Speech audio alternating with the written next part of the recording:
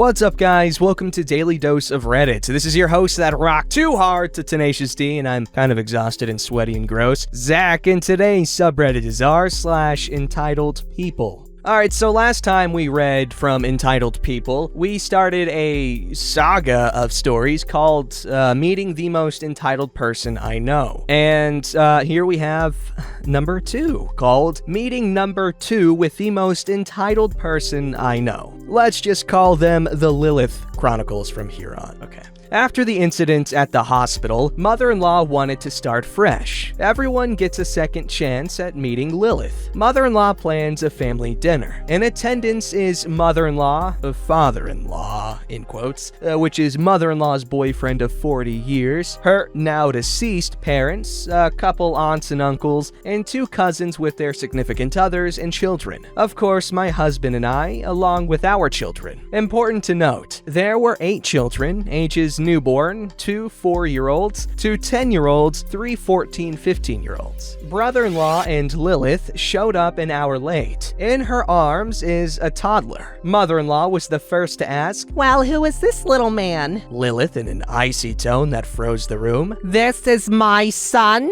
Mother-in-law took a second to recover from the surprise and tone of her voice. "Well, aren't you a little cutie pie? Would you like to go play with the other kids while I finish up supper?" "No, he stays with me. I don't allow him to play with other children until I get to know them." Okay. Family kind of exchanging glances. Conversation resumes. Lilith does not join in, only sits stony-faced with her son on her lap. She never responded to any questions, left brother-in-law to answer for her. Mother-in-law calls us to eat. Lilith makes no move to join us. When mother-in-law asked her to join us, Lilith replies, "No, I don't eat other people's cooking, and I don't like fried chicken anyway." Mother-in-law apologized all over herself, stating she had asked brother-in-law if it was okay. Lilith just looked at her and shrugged. After eating, we all went back to the living room, kids going to the family room to play. Mother-in-law's house is an open floor plan, but kind of L-shaped. Living room, then kitchen dining room in the corner, family room. She has her chair positioned where she can see the whole house. She asked Lilith again if she would like to let her child go play and she could sit here and see everything. It has been a good 90 minutes, maybe even 2 hours, and Lilith nor the child have moved in that time. Again, with the icy tone, "No, I'm not comfortable with letting him in there with the bigger kids." I interject that those bigger kids have much younger siblings, and 2 of them aren't much bigger than him. It's a room full of toys. And that earned me the first of many death glares to come. I was the first to earn it, and have been the recipient of it more times than anyone. It is now referred to as Brandy Die Look.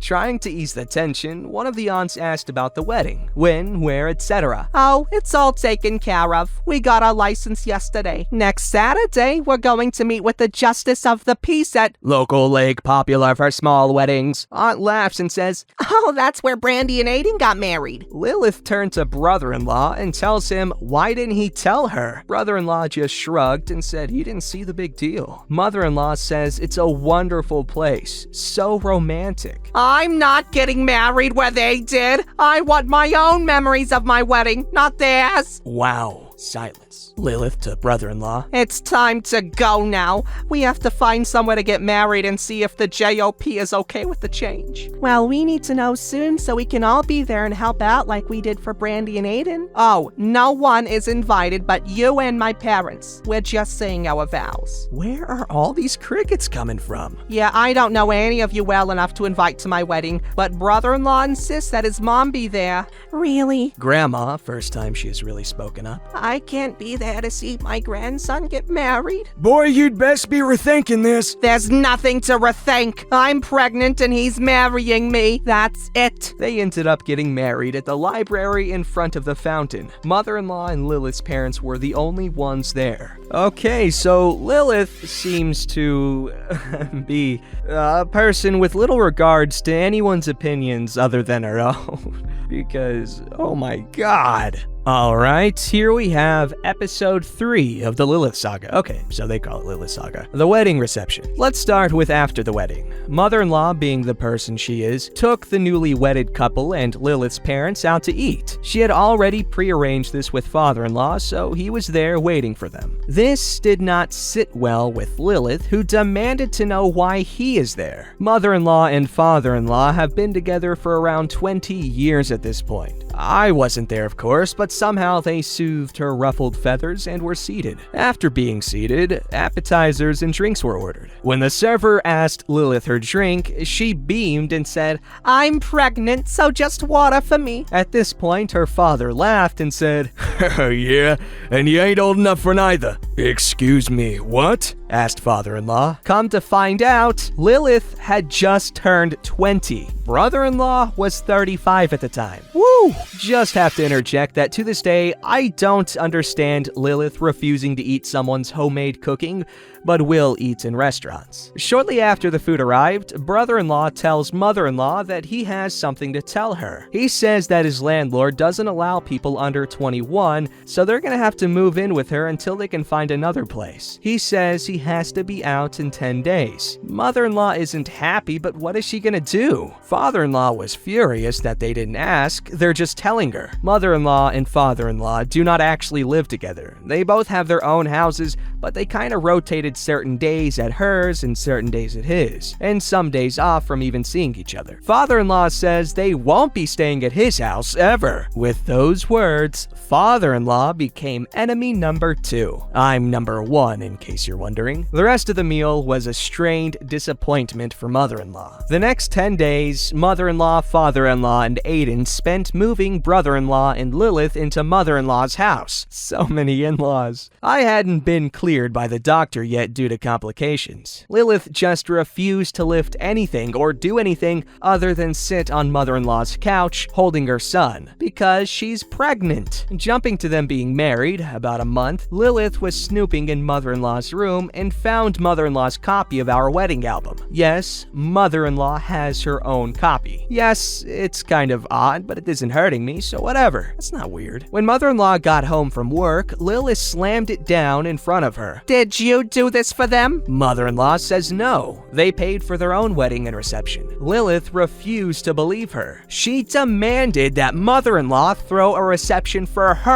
them. Remember, she said she didn't know any of us well enough to invite us to her wedding. But now she wants a wedding reception, and to invite those she has already snubbed? Mother-in-law says she'll think about it. Lilith says no, there's no thinking about it, yes or no, because it has to be done before she starts showing. Mother-in-law tells her she just doesn't have a whole lot of money to waste on a party. Lilith whines. But no one likes me. I want to try again. And mother-in-law, being the person she is, agrees to it. As soon as mother-in-law agrees to it, Lilith brought out her list of demands. Holy crap. Yes, I saw the list. She wanted the whole thing. She wanted appetizers, she wanted a catered meal, a dessert bar, a 3-tier wedding cake, an open bar, dance floor with a live DJ or band, real flower decorations, candles on every table, mementos for people to take home. Of course, a photographer. Mother-in-law told me she nearly passed out when reading this list. Mother-in-law tells her this is too much. She can't do this. Cue Lilith whining and crying again about how no one likes her and this would give everyone a chance to get to know her better. Mother-in-law says she will get back to her, and that's all she can promise at this time. That's when mother-in-law came to me. I have friends that run a catering company. At the time, it was small, but now it's a big deal to be able to get them. I asked my friends for help. They agreed to meet mother-in-law and Lilith. I was there because they are my friends. It took some doing, but we came up with an affordable meal. They didn't do desserts. They contracted with a lady that did dessert for them. They got in touch with her, and given the limited amount of time, she could not do a full-sized wedding cake, but she could make a smaller version, and she had the capability to make her heart-shaped and bell-shaped cupcakes. At first, Lilith was not sold on the idea, but when I said I wish she had done that for mine, she did my cake too, but didn't have the cupcakes at the time. It sold Lilith because I was jealous of her. Wink wink from me to to mother-in-law. Open bar DJ bands were off the table. Not affordable, but we did have some burned CDs of music of Lilith's choosing. I helped mother-in-law handwrite and address all invitations. Lilith gave up after 5 because she had to rock her son to sleep and it was making her hand hurt anyway. Day of the reception. Even though Lilith had approved everything, nothing was to her liking. She decided it was all tacky as hell and looked like a hillbilly barn dance. The food was disgusting. No, it wasn't. And the cake was not a wedding cake at all, but just a big birthday cake with some cupcakes. She screamed all of this at mother-in-law before leaving the room in tears. She ended up locking herself in the bathroom and crying for an hour. Okay, yeah, I know she was pregnant and hormonal, but this was just ridiculous. Come to find out, it had nothing to do with any of the food, the decorations, the cake. It was the gifts. She had expected to be showered with gifts. Gifts for her, not household items or cards with money, but things for her. And how did she know what was in those gifts? She took them into a side room without brother-in-law and opened them. We had all noticed she kept disappearing, but again, pregnant, so we all thought bathroom breaks. Nope, she was opening the gifts in secret and getting more angry with each one that wasn't about her. After she finally came out of the bathroom, she looked at mother-in-law and said, You will be throwing me a baby shower to make up for this crap show. And turned to me, And you will be lucky to even be invited. You ruined this for me on purpose because you're just jealous she has another daughter-in-law and more grandkids on the way. Lilith snapped her fingers at brother-in-law and said they were leaving. I stayed with mother-in-law to help clean up and load all the gifts into father-in-law's truck. I should have said screw it and went home, but I can't do that to my mother-in-law. Stay tuned for the next episode, the baby shower. Edited to add, I forgot all about the pictures. Aiden brother-in-law have a half-sister on their dad's side that is an amazing artist. She is a professional photographer, but her passion lies with her paintings. When sister found out that her baby brother was getting married, she immediately offered to do the pictures. Lilith said no. Aiden reached out to their sister and asked her to do it for him and brother-in-law after she told mother-in-law no because of how Lilith acted towards her previous offer. Sister was unable to get any shots of Lilith and brother-in-law together where she wasn't crying or screaming. Not even one shot alone where she wasn't pouting or scowling. Lilith also threw a fit, saying sister deliberately made her family look bad in the pictures. Honey, they showed up in cutoffs, tank tops, hair not brushed in a week, or a half-assed ponytail with flip-flops on their dirty feet, if even wearing shoes. Sister had nothing to do with how they looked. Okay, so yeah, she's definitely entitled. That is just ridiculous. How does that happen? I mean, I figure like her dad was probably, her parents, I guess, didn't really discipline her much, but geez, man. Alright, this story's called Two Entitled Women Stare and Watch Me Eat for an Hour Because They Feel They Are Entitled to My Leftover Food in a Cafe. Twice.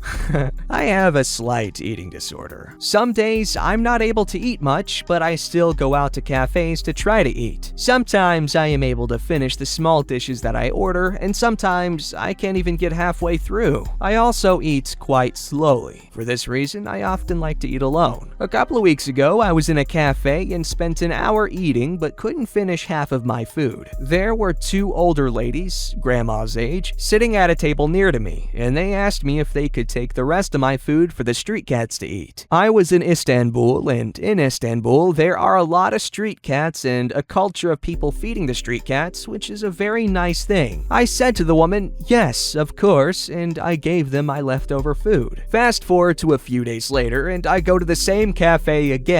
The same two grandmas are sitting at the same table next to where I sat down, and I said hello, but only one of them bothered to reply. I ordered my food and started to eat. Today was a slow eating day for me, and I wasn't sure if I would be able to finish. I spent about an hour trying to eat again. While I was eating, I noticed that the only thing the grandmas had on their table was a glass of water with only a few sips left in it. I also noticed that they kept watching me and eyeing up my food. After over half an hour, I noticed that they had reoriented their chairs so that they were now looking directly at me. It started to make me feel uncomfortable, and being watched made it even harder for me to eat. The two grandmas still only had an almost empty glass of water on their table. At this point, I really felt like I was being watched. After about an hour, I decided that I couldn't eat anymore and I was going directly home after, so I asked the waiter to put the rest of my food in a takeaway box. The moment the two grandmas saw that I was finished, one of them asked me if they could have my leftover food for the street cats, and the other woman asked the waiter to give them my leftover food. This confirmed what I had thought. The women had stayed at their table for an extra hour while ordering nothing from the cafe, feeling entitled enough to watch me eat for an hour and then take the rest of my food. If this wasn't entitlement, then I don't know what is. And as soon as the waiter told the two ladies that I had asked for a doggy bag,